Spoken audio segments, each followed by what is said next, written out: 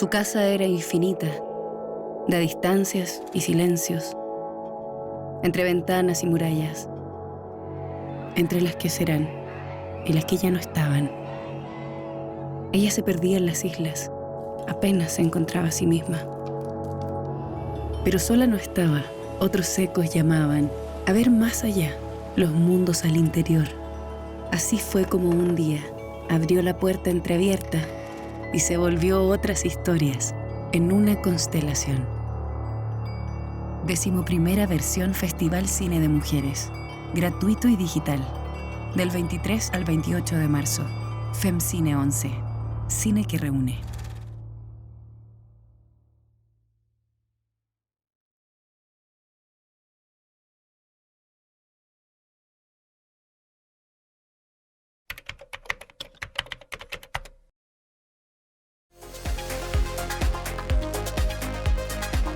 Cineforo Amanda Labarca.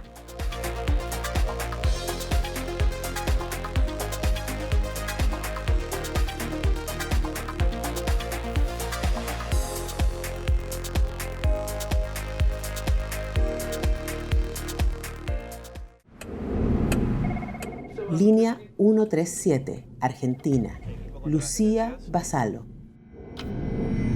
En principio lo que manifestaba era que era un intento de suicidio, pero en realidad lo había hecho para escaparse. Morgana, Australia. Isabel Pepar, Josie Hess.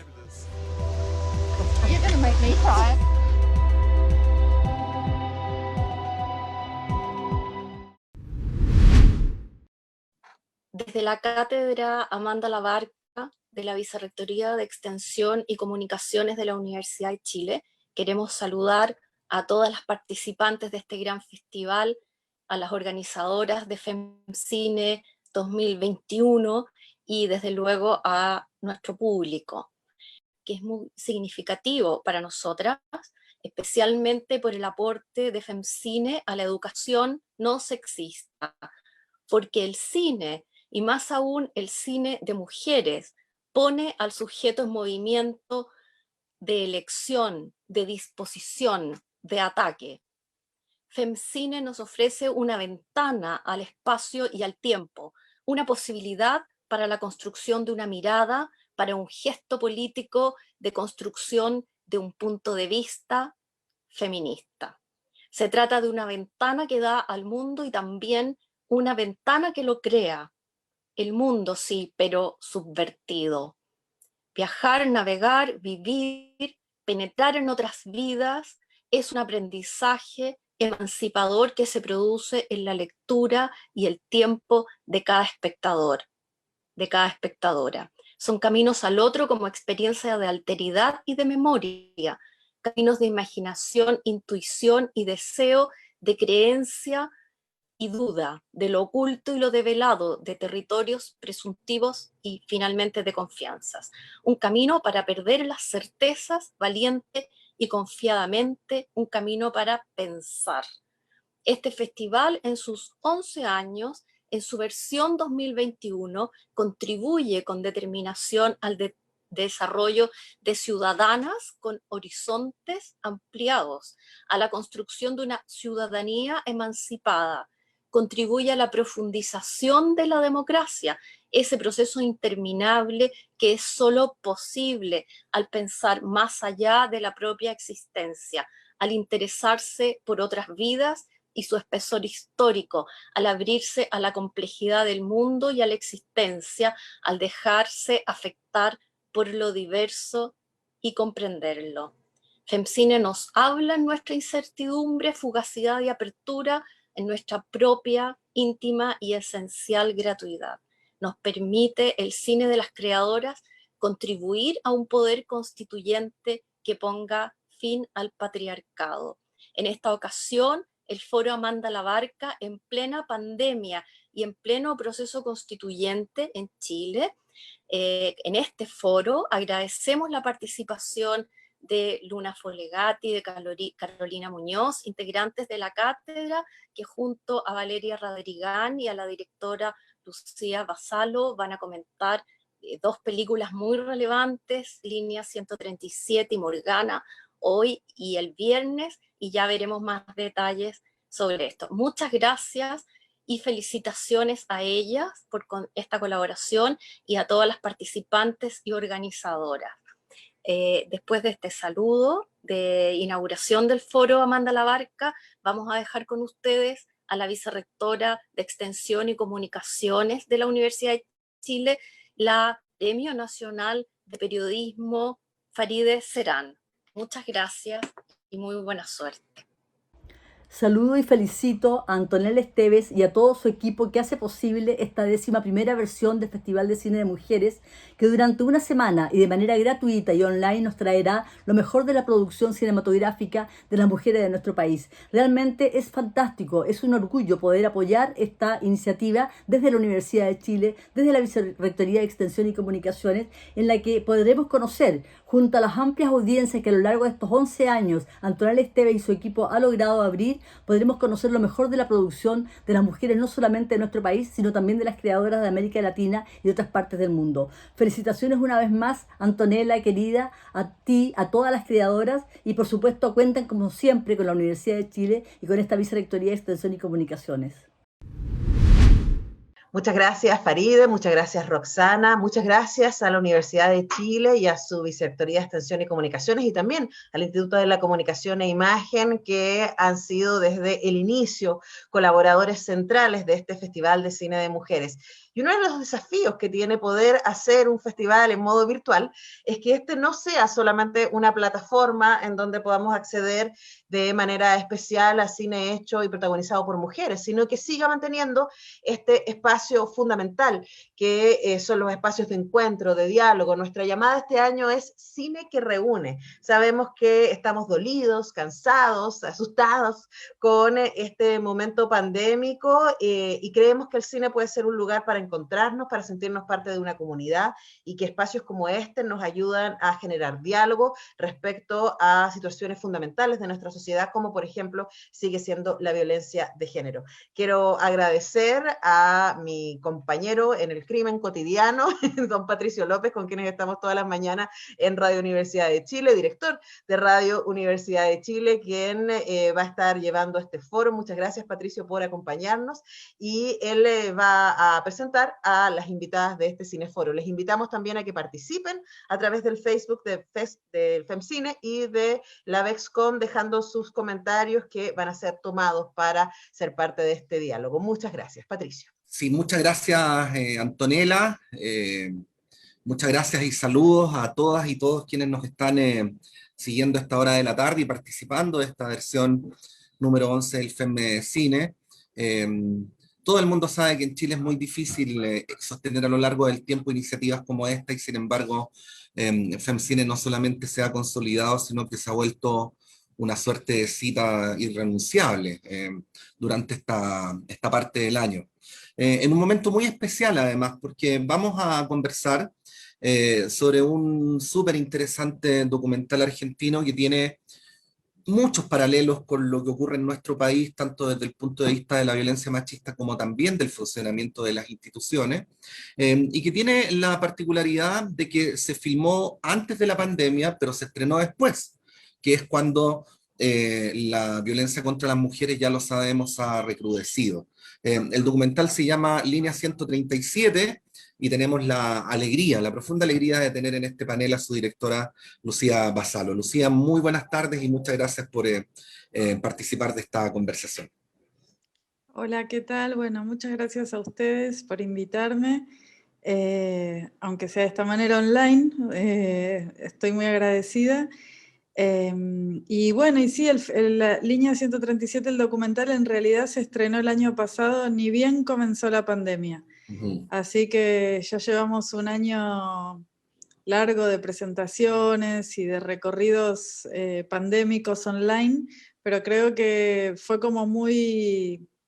No estoy arrepentida, ¿no? Como de haberme... O sea, estoy contenta de poder haber liberado la película y que se pueda ver justamente para poder trabajar esta problemática que por lo menos, bueno, ahora me estoy enterando que en Chile también, pero en nuestro país creció muchísimo durante la pandemia.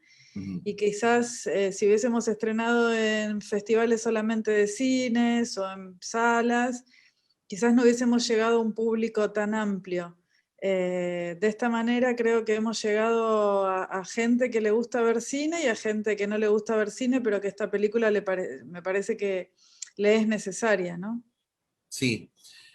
Bueno, vamos a saludar también a la otra participante de esta conversación, historiadora, feminista, académica de la Facultad de Filosofía y Humanidades de nuestra Universidad de Chile, Luna Folegati. Luna, muy buenas tardes, gracias por participar de esta conversación también.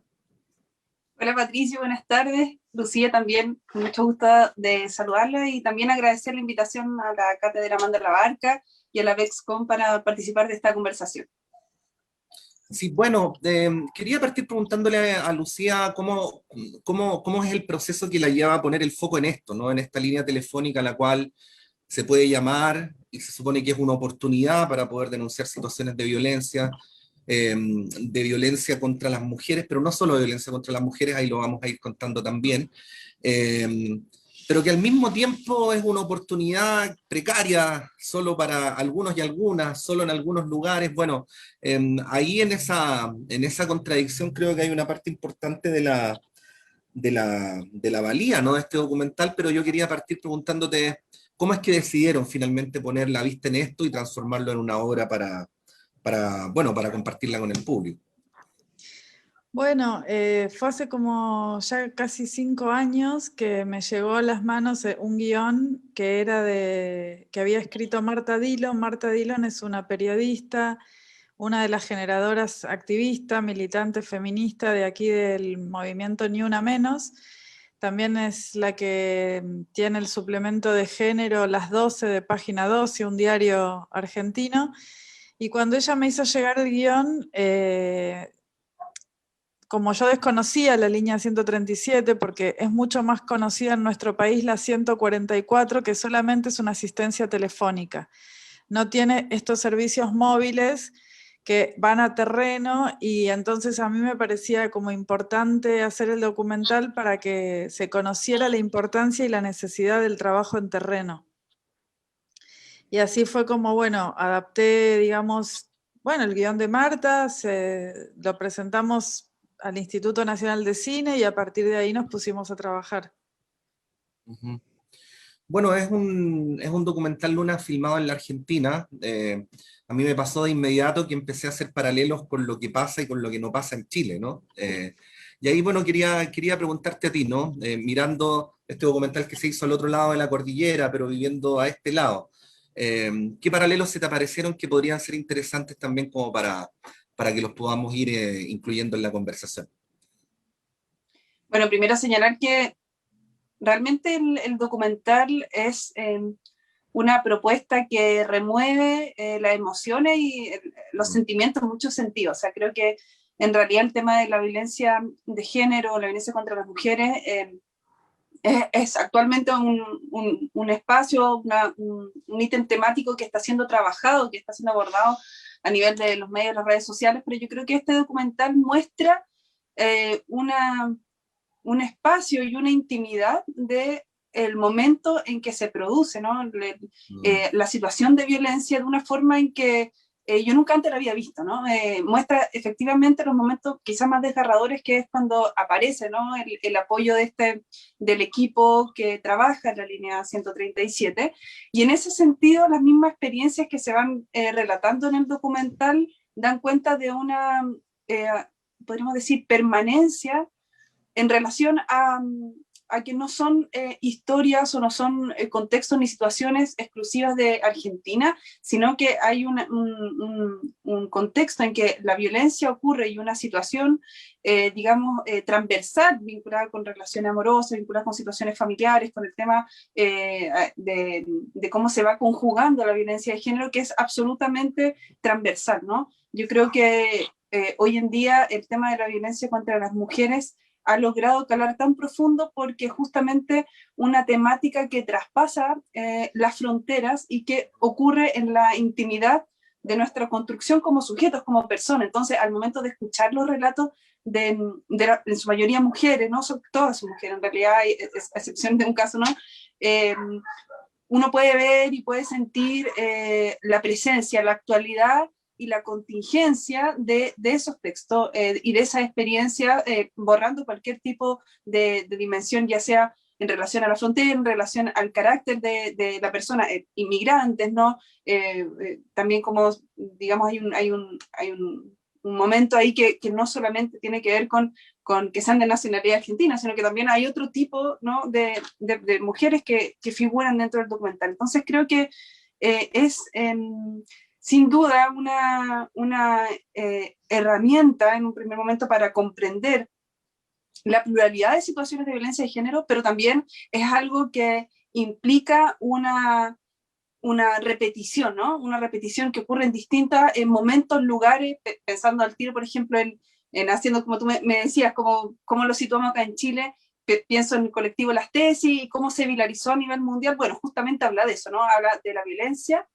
¿Me escucháis? Sí, habla de la violencia de género, que es algo que es absolutamente comprensible, independiente del idioma, independiente de la situación, ¿no? Independiente del lugar donde estamos. Entonces, creo que el documental grafica eso. Sí. Bueno, quizás podríamos ahondar, porque el objetivo de esta conversación, o el público de esta conversación, no son solo quienes han visto el documental, sino también personas que a propósito de esta conversación se pueden interesar, Lucía, en verlo, ¿no? De esta particularidad, que es una línea a la cual se puede llamar en la Argentina, pero solo en algunas ciudades, y que tenía esta particularidad que tú mencionabas, ¿no? Que no es solamente una línea para llamar, sino que también es una línea donde se puede pedir ayuda, y por lo tanto se producen desplazamientos de personas. Hablemos de esta dualidad, ¿no? Porque cuando hablamos de las mujeres del documental, no solamente estamos hablando de las víctimas, sino que estamos hablando de estos equipos que trabajan en condiciones súper precarias, donde la gran mayoría son mujeres también, y que tratan de alguna manera de contener situaciones tan terribles como las que tú y Luna describían. Hablemos de estos como dos partes, ¿no? de la obra. Sí, bueno, a mí me parecía interesante el guión porque ponía el foco en la gente que trabaja en la línea 137. Digamos, la gente que le pone todos los días de su vida. Quizás hay gente ahí que hace 10 años que todos los días o atiende llamados telefónicos o trabaja en terreno. Digamos, como que me parecía interesante el hecho de la gente que le pone el cuerpo a la violencia todos los días de su vida. Y cómo hacen, ¿no? Para hacer ese trabajo. En realidad, en nuestro país existe la línea 137 como llamada telefónica en todo el país. La diferencia es que solamente en 5 ciudades existen estos dispositivos móviles donde se puede hacer el trabajo de terreno, donde una psicóloga y una trabajadora social, acompañada por la policía, en Capital Federal, aquí en el centro de Buenos Aires, la policía es de civil para que no se desaten situaciones más violentas aún. Y entonces cuando la persona llama por teléfono y la situación no se puede resolver por teléfono, estos dispositivos se desplazan. Mi intención, digamos, yo quería hacer este documental para que se entienda, como dice Luna, el trabajo quizás más desde la cocina, la intimidad de este trabajo, para que se entienda la necesidad de que este programa se federalice y llegue a todas las ciudades de Argentina. Y bueno, y obviamente me encantaría que llegue a toda Latinoamérica, porque es una situación que atraviesa toda Latinoamérica. El documental, por ejemplo, se ha visto bastante en Grecia, en otros países que también sufren mucha violencia de género. Quiero decir que es un programa del Ministerio de Justicia de la Nación que se llama Programa Víctimas contra las Violencias y puede llamar cualquier persona. O sea, no es que solamente pueden llamar mujeres, sino que puede llamar cualquier persona. El tema es que en el 98% de los casos llaman mujeres. O por ahí hay veces que el que llama, el que hace la llamada por ahí es una médica, es un policía, es alguien que se da cuenta que la víctima ni siquiera está reconociendo la situación de que está sufriendo violencia, y entonces por ahí, esas son las situaciones donde quizás es más grave, ¿no? Porque es como, por ejemplo, hay un caso al comienzo de la película que es una señora que en realidad se había ido a hacer una operación a un hospital y la médica se da cuenta que tiene unas quemaduras en la espalda, entonces hablando con la señora se da cuenta que eso se lo hace el marido, ella eso no lo reconoce como violencia y la médica se da cuenta que si le da el alta, la operación era en la vagina, el marido, digamos, había todo un vínculo en esa familia donde el marido la trataba a esa señora más bien como un objeto y entonces esta médica tenía miedo de darle el alta y que en este tipo de situaciones que se armaban en la familia ella sufre un desgarro y entonces, ¿no? Como que la estaba poniendo en riesgo al darle el alta. Entonces la que llama por teléfono es la médica. En otros casos llaman por teléfono policías, o sea, estas son situaciones cuando por ahí la víctima no tiene, en nuestro país hay un nivel de pobreza muy grande y no todo el mundo tiene acceso a una línea de teléfono, a un teléfono celular, y al hecho de también de saber qué es la violencia, ¿no? De reconocerla, o sea, porque si hace 30 años que estás viviendo de un modo, pensás que esa es la manera, ¿no? Entonces por eso me parece importante la línea esta, que trasciende el teléfono y que pueden llamar todas las personas que crean que hay una persona que está en riesgo. Sí. Pensaba Luna en el tema de la denuncia, de lo difícil que debe ser el proceso íntimo para llegar a denunciar, ¿no? Y que cuando ese acto ocurre, obviamente se requiere que las instituciones estén a la altura en el sentido de acoger esas denuncias, de proteger a las víctimas. Y en Chile hemos tenido un derrotero muy paradójico al respecto. Hubo algún momento en que se instaba a las mujeres a que denunciaran violencia como una forma de evitar los femicidios. Luego ocurrió que muchas mujeres eran víctimas de femicidio después de denunciar, porque las instituciones no protegían. Y estamos ahí, Luna, en una situación que nos ha decantado del todo y sobre la cual te quería pedir una reflexión, ¿no? Porque la denuncia es un gesto, ¿no? Es un salto, pero luego tiene que haber mecanismos que efectivamente permitan la protección, la contención y sacar finalmente a las mujeres de ese lugar. ¿Cómo lo ves en la realidad chilena? Mira, yo creo que voy a tomar un ejemplo de algo que... Voy a referirme a dos cosas, vinculándolo justamente con el comentario que hacía Lucía antes, que a mí me parece que es un punto clave del documental, y luego en la pregunta que señalabas, Patricio.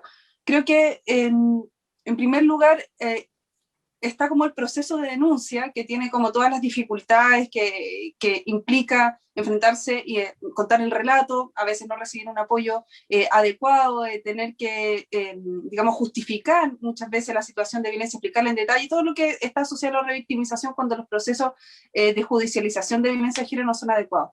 Pero un aspecto muy relevante que mencionaba Lucía era lo que yo, cuando vi el documental, le puse como la labor pedagógica del equipo que está en la línea 137, en el sentido de que me parece que existiría en ese contacto, en un servicio que no está vigente en Chile, que es justamente el llamado y que asiste un equipo preparado para abordar y para trabajar con una mujer, la mujer en su mayoría víctimas de violencia de género, y es relatarle y contarle por qué lo que ella está viviendo, primero, no es normal, no es naturalizable, y en segundo término, que corresponde a situaciones de violencia.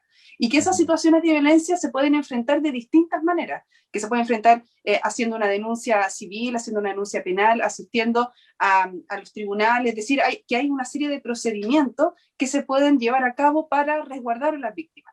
Ese contacto personal donde los profesionales de la línea 137 van contando y enseñando un poco, haciendo una pedagogía efectiva de cómo transforman, ¿no? Y pueden señalar que esas situaciones corresponden a violencia, algo que en Chile, por ejemplo, no existe. Y me pareció muy importante la labor que tiene este equipo, en el sentido de que cuando las mujeres en general se enfrentan a Carabineros de Chile, en una situación de denuncia, depende un poco de la voluntad del carabinero que te toma el relato, ¿no? Entonces, que haya un equipo especializado que pueda conducir, que pueda acompañar a la víctima, me parece que es justamente un aporte para poder desindividualizar el problema y asumirlo como un desafío colectivo, ¿no? Un problema social. Y en ese sentido, el Estado y las instituciones tienen que hacerse garantes del bienestar psicológico, emocional y absolutamente integral de las mujeres. Entonces, en un segundo punto,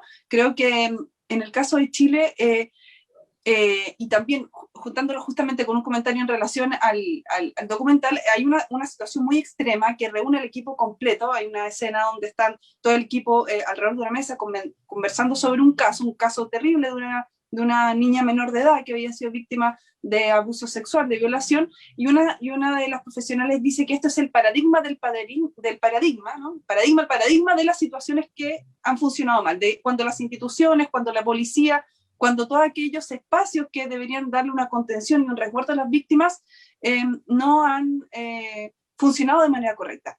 Y en Chile yo creo que, y uno puede ir viendo también en los casos que el mismo documental relata, hasta el último caso, ¿no? Que es absolutamente complejo y terrible a la vez, ¿no? Que da cuenta de este paradigma, de los paradigmas en el sentido de que las situaciones de violencia contra las mujeres siempre van, al parecer, yendo en una escala, y cuando la institucionalidad no funciona, esa escala termina en un femicidio. Y ese femicidio da cuenta de que en realidad no se ha hecho cargo de generar las medidas de protección mínimas para las mujeres. Por ejemplo, ahora en las situaciones de cuarentena ha habido una serie de llamadas, el aumento de las llamadas a la línea contra la violencia, ¿no? Al 1455 han aumentado sustantivamente, pero aún así las medidas de protección y los resguardos efectivos en las víctimas no dan cuenta de que la policía y Carabineros de Chile pueda efectivamente cumplir con ese tipo de acción. Entonces yo creo que, digamos, para cerrar, me parece que las situaciones que relata el documental y la comparación con Chile señalan de que estamos cansados, ¿no? De que la violencia contra las mujeres siga siendo el paradigma de los casos que están mal llevados por la institucionalidad, por la policía y finalmente por el Estado. Sí. Bueno, en el documental yo decía que había dos grupos, Lucía, pero hay tres, porque están las víctimas, están los equipos que socorren y está el equipo realizador del documental. ¿Qué les pasó a ustedes? ¿Cómo fue ese proceso en lo personal también y cómo lo han vivido durante la filmación y acto seguido, cuando ya el documental ha estado en esta circulación pandémica a la que tú te referías? Bueno, un poco retomando lo que decía Luna, también la película habla sobre la violencia institucional, ¿no? O sea, cierra con un caso donde la chica que va a denunciar dice, bueno, yo voy a hacer lo que ustedes me dicen, le dice al equipo, voy a denunciar, pero a mi mamá, a mi papá la tiró por la ventana con una denuncia ya hecha, o sea... y contestándote a ti sobre qué era lo que nos pasó a nosotros, es que hemos sufrido mucha violencia institucional, o sea, nos ha costado, yo cuando recibí el guión pensé que nunca ninguna mujer en ese estado es como un reality la película, o sea, yo fui a filmar en tiempo real casos, o sea, fue la primera vez en mi vida que no estaba en un rodaje. Estaba siendo consciente de que estaban asistiendo a víctimas, a situaciones de violencia extrema que estaban ocurriendo en ese momento.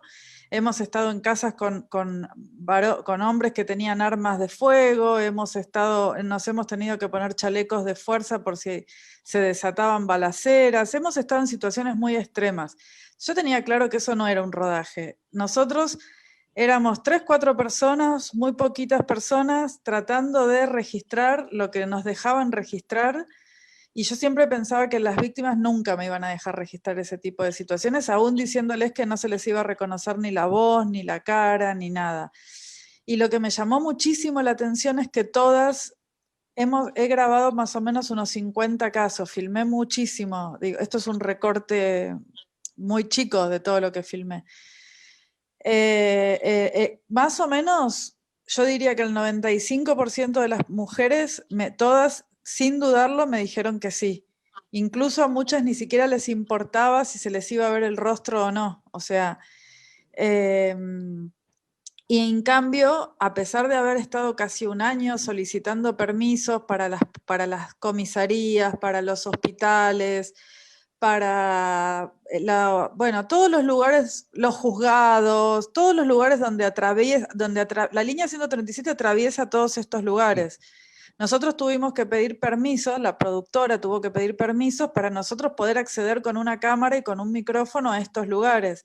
Tardamos, no les miento, entre 6 meses y 1 año poder tener todos estos permisos.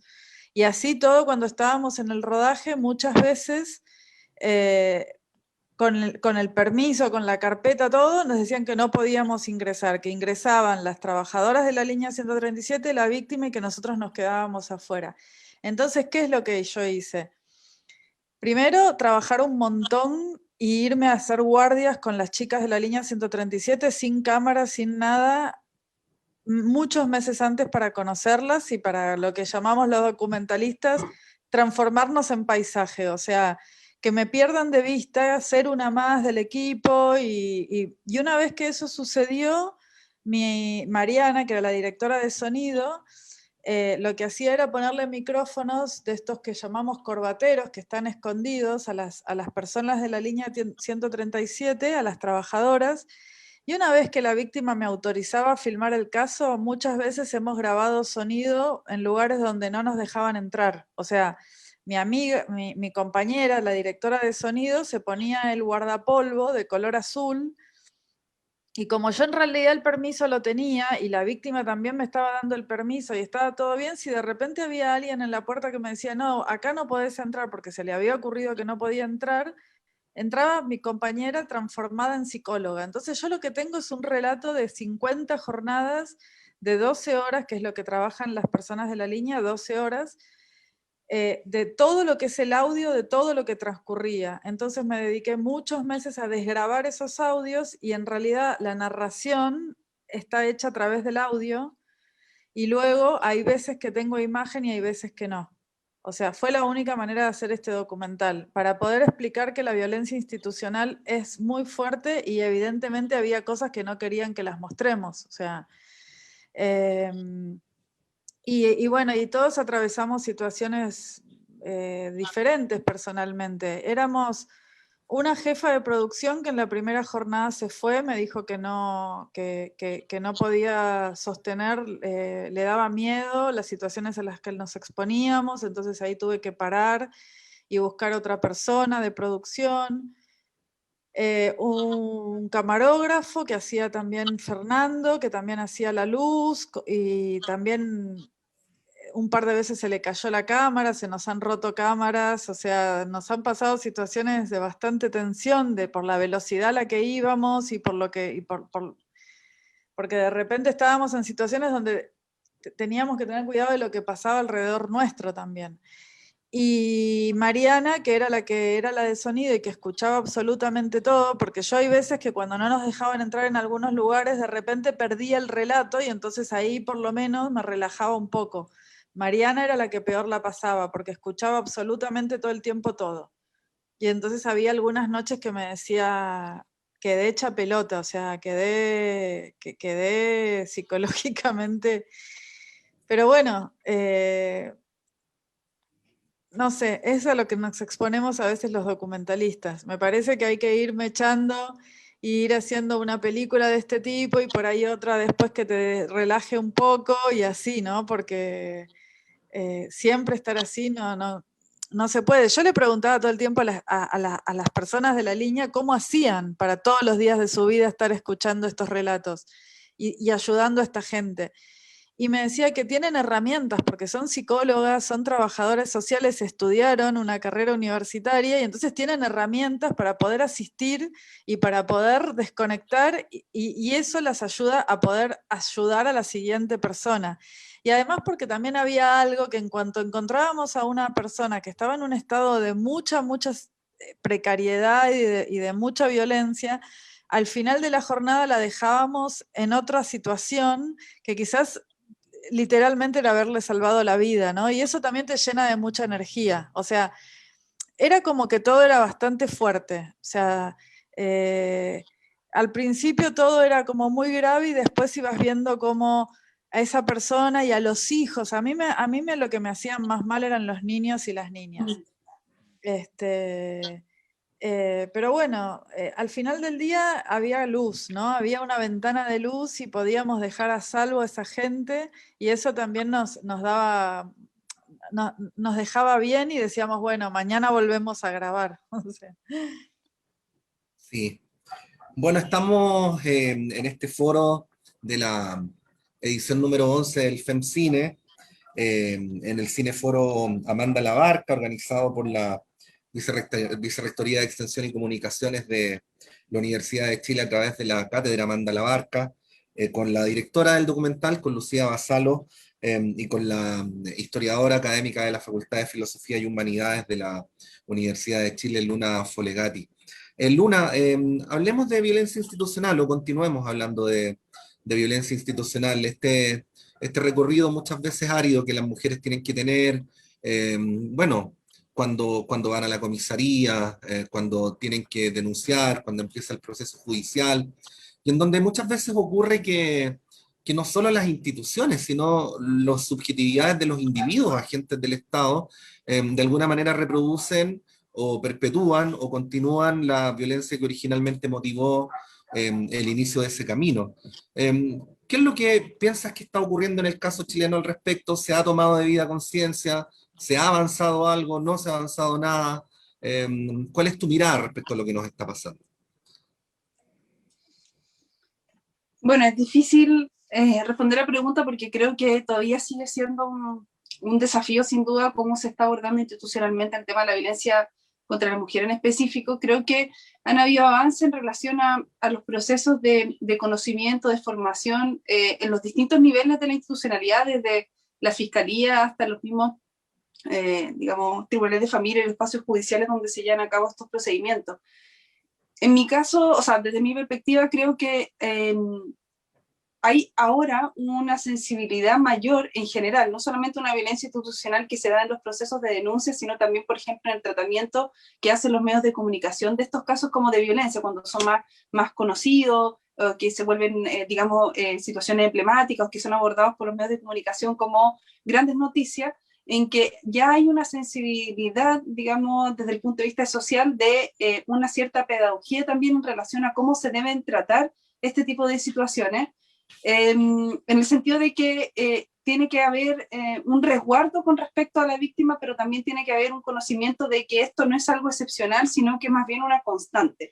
Y yo creo que en ese sentido todavía nos falta mucho desafío, justamente desde el punto de vista mediático como también institucional, en reconocer de que estamos frente a una construcción de Estado, a una institucionalidad y un sistema judicial, o también en los espacios de salud, ¿no? En los consultorios, en los primeros lugares donde las mujeres tienen que ir a constatar las lesiones, donde no tenemos profesionales que están formados en temáticas de género. Entonces, en el fondo, muchas veces existe la mufa, la risa, el descrédito a las situaciones que viven las mujeres, y en ese caso yo creo que es bastante complejo primero sobreponerse a una situación de la cual uno ha sido víctima, poder enfrentarlo, acudir a la denuncia para que luego el mismo sistema te cierre con un portazo. Entonces creo que uno de los énfasis sustantivos que ha hecho el movimiento feminista en los últimos años es dar cuenta de cómo institucionalmente la violencia estructural, ¿no? Como también le decimos esto, la violencia de carácter estructural de género se percibe en la institucionalidad no solamente judicial, sino que también en el sistema de salud y en las otras instancias donde nos vemos enfrentadas. Creo que justamente este punto lo aborda el documental cuando relataba algo, Lucía, que a mí me parece que es bien sensible y que uno no tiene cómo saberlo si es que no lo comenta la misma directora, que es que él decía como el 95% de las mujeres quieren o accedieron, ¿no?, a que fuese grabada su testimonio. Y eso me parece un dato que es radical en el sentido de que me parece que uno podría leerlo como la figura de generar la cámara y el documentalista como un testigo de la situación que están viviendo las mujeres. Es decir, quizás teniendo un poco de, digamos, poca confianza o esperanza en lo que va a suceder en el proceso judicial mismo, queda este registro de carácter, ¿no es cierto?, del sonido, de la misma imagen, de que tiene o que forma parte de un testimonio donde viene la mujer. Y yo creo que eso muchas veces es lo que ocurre, ¿no? Las mujeres acceden a la ayuda o el auxilio en los grupos de vecinas, en las amigas, en espacios de confianza, más que en la institucionalidad. Entonces eso da cuenta de que la institucionalidad sigue siendo un lugar carente y que reproduce situaciones de violencia. Me parece que la figura de que el espectador, ¿no?, el que está viendo el documental, como un intruso, como un testigo, como alguien que está detrás pero que sin embargo está siendo cómplice, y en ese sentido cómplice de hacer algo frente a los que está viviendo, es algo que es muy llamativo del documental. Creo que llama un poco a involucrarse y a sentir, o sea, es algo que muchas escenas te erizan la piel, te emocionan, incluso hasta las lágrimas, en el sentido de que no podemos permitir que esto siga ocurriendo, hay ganas como de hacer algo, ¿no? De conocer a esas personas. Y creo que también esa imagen de no tener el rostro de las mujeres, no conocerlas, no verlas, ¿no? Es algo que es muy sustantivo, porque ocurre lo contrario cuando se mediatizan los casos de violencia, donde se expone, ¿no?, a la víctima, sino que por el contrario puede ser un todas, ¿no? Todas en algún momento no hemos sentido así, o todas en algún momento hemos tenido que explicar qué significa, si es que esto es violencia, si es que esto no es violencia, cómo lo califico, dónde aprendo. Entonces hay un sentimiento de como comunidad, en el sentido de esos rostros que están ocultos, pero que también pueden ser los rostros de nadie, pero los rostros de todas a la vez. Sí. Lucía, ¿querías agregar algo? No, sí, tal cual como lo dice Luna, que fue una decisión para cuidarlas, aparte son procesos judicializados, y además porque los medios en general, por lo menos en Argentina, cuando hay una víctima, siempre todos vemos antes la foto de la víctima que del victimario, y la verdad es que no entiendo por qué, o sea, no... Me parece absurdo, ¿no? O sea, y además había algo también como más hablando poéticamente, que tenía que ver con cuerpos muy desestructurados, porque cuando encontrábamos a esas mujeres estaban realmente muy desestructuradas. Entonces, por ahí veíamos un pedazo de una mano, un pedazo del pelo, como partes del cuerpo, tratando de utilizar esa metáfora, ¿no?, de la desestructuración del yo, de la personalidad, de la persona, ¿no? Eran personas que estaban muy, muy vulneradas, y en general no era algo... Hemos hecho algunos casos de algunas situaciones puntuales, de como por ejemplo que tú sales de noche a bailar y bueno, y te violan esa noche, ¿no? Eso es algo puntual, pero también hemos hecho un montón de casos de situaciones que estaban transcurriendo hacía 10, 20, 30 años, o sea,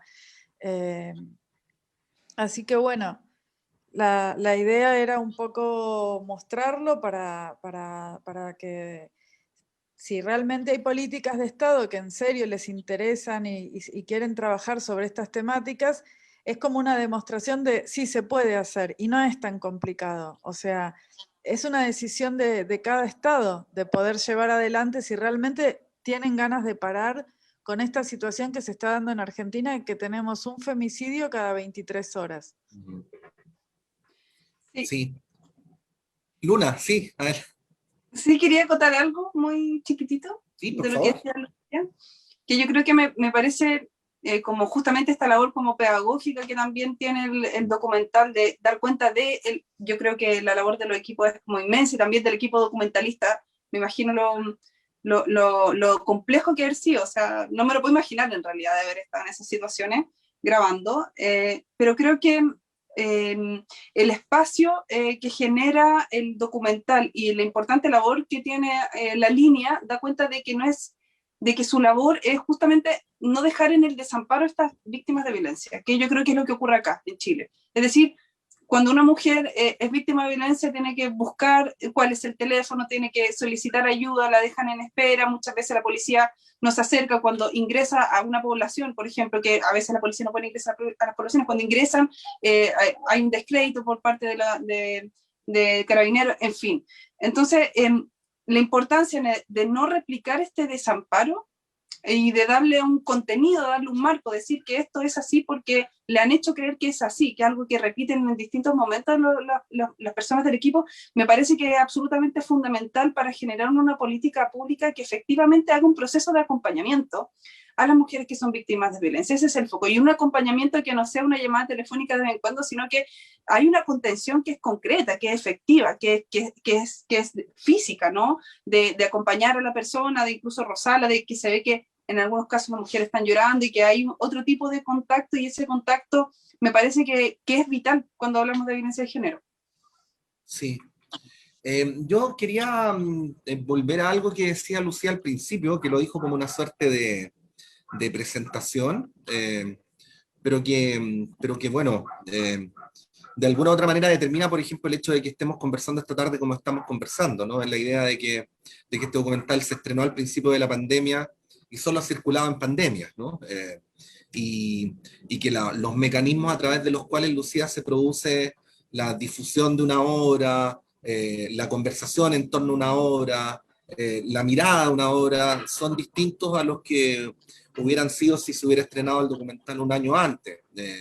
Imagino que ahí ha habido descubrimientos para ti, y ha habido cosas que no te imaginabas, y cosas mejores y cosas peores. Si pudiéramos vincular ese proceso también con el tema que estamos conversando, ¿no? Porque es obvio que la obra artística va de la mano con el tema que denuncia, ¿no? ¿Qué podríamos decir respecto a estas condiciones tan particulares en las cuales se ha dado la circulación del documental? Bueno, tuve la suerte de ir a Chile en proceso de Work in Progress. O sea, la vi en Chile Doc Conecta, cuando estábamos en la época de Work in Progress, y sí que hubo un estreno en el Festival de Cuba. Fueron como los dos momentos que tuve la posibilidad de tener contacto con el público.